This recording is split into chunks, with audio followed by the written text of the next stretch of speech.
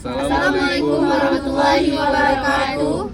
Kami dari kelompok 2, di sini saya Robi Aditya. Saya Naila Falah. Saya Nurul Ikhlas. Saya Nabila Sari. Saya Dena Dara Kasih. Saya Gianti.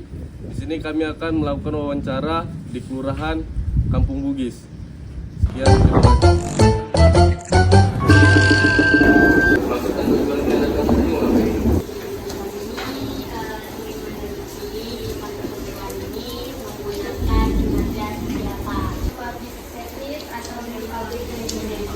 Kita ya kalau NPM itu kayak tadi yang disampaikan itu kayak kami mengeluarkan outputnya gitu ya.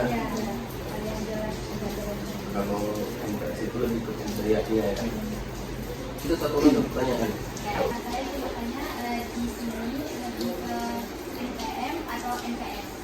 Kalau lebihnya kami rasa semuanya kami melibatkan kesertakan dengan MPS nya. Jadi dua-dua bisa digunakan. Jadi di sini melakukan sistem dua-duanya digunakan. Digunakan kalau untuk kesertakan tentu kami melibatkan masyarakat setiap kegiatan pemberdayaan masyarakat, kayak musrenbang, gotong royong, itu kayak kemarin pembentukan koordinasi merah putih dan segala macamnya kan melibatkan masyarakat NPS kan. Kalau NPS kami juga menggunakan itu output hasil pelayanan kami kayak surat-surat yang dibutuhkan masyarakat kan itu. Tapi apakah ada perbedaan antara NPS dan NPS itu lebih mana yang digunakan atau kayak NPM lebih banyak atau NPM-nya lebih sedikit? Kalau kita bicara data ya, karena kalau NPS itu kan ngomong kegiatan ya, ini jarang ya.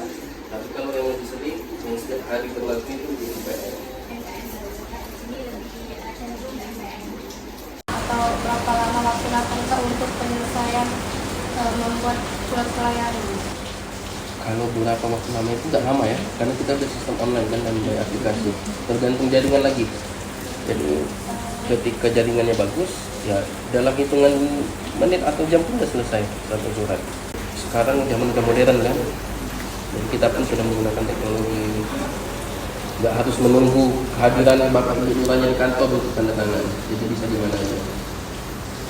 Kalau di sini Pak, masa sering Pak dapat keluhan dari masyarakat itu?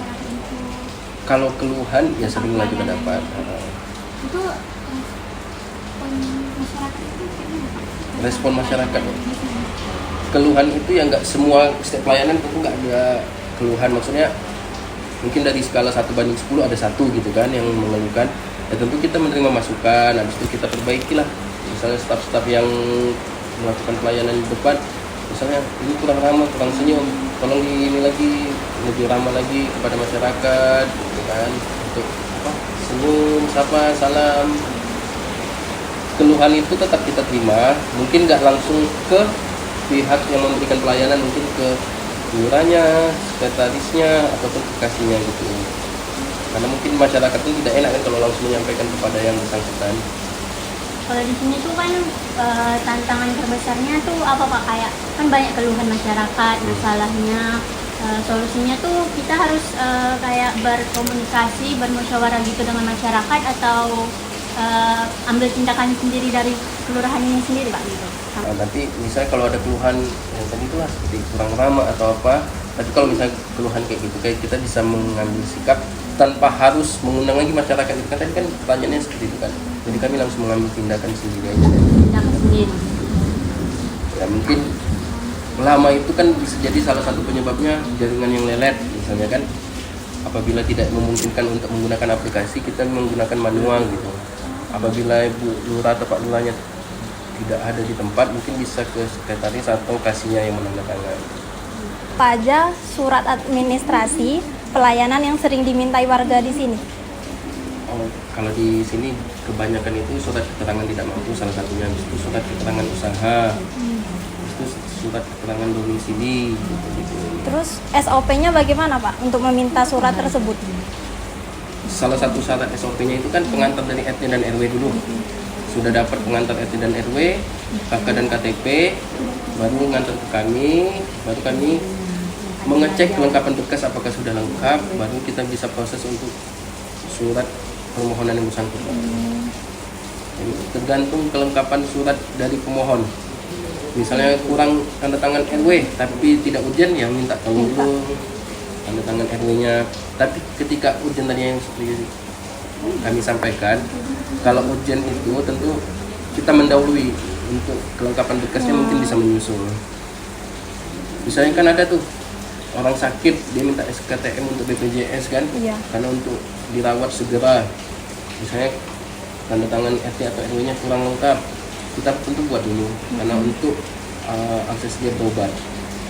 Kalau ada program baru kayak apa namanya, bank sampah gitu, yang daur ulang, nah itu biasanya tuh diskusi dulu sama warga, atau warga tuh disuruh langsung mengikuti prosedurnya. Oh enggak lah. Kalau misalnya ada program baru, misal kalau kayak gitu, tentu kita nggak mengambil sikap langsung, Bapak Ibu harus laksanakan ini, tidak. Kita tentu mengajak dulu, berkumpul kepada masyarakatnya untuk kita sama-sama rembuk bareng. Ini ada program baru loh, misalnya untuk Kelurahan Kampung Bugis ada bank sampah yang nanti pengelolaannya dari unsur masyarakat, terdiri dari ketua, anggota, sekretaris dan ini segala macam misalnya kan. Tentu kita rembukkan dulu dan segala macam. Setelah terbentuk program tersebut atau kelompok tersebut, barulah kita menyampaikan bahwa kegiatan ini adalah program dari pemerintah yang bertujuan untuk ini gitu.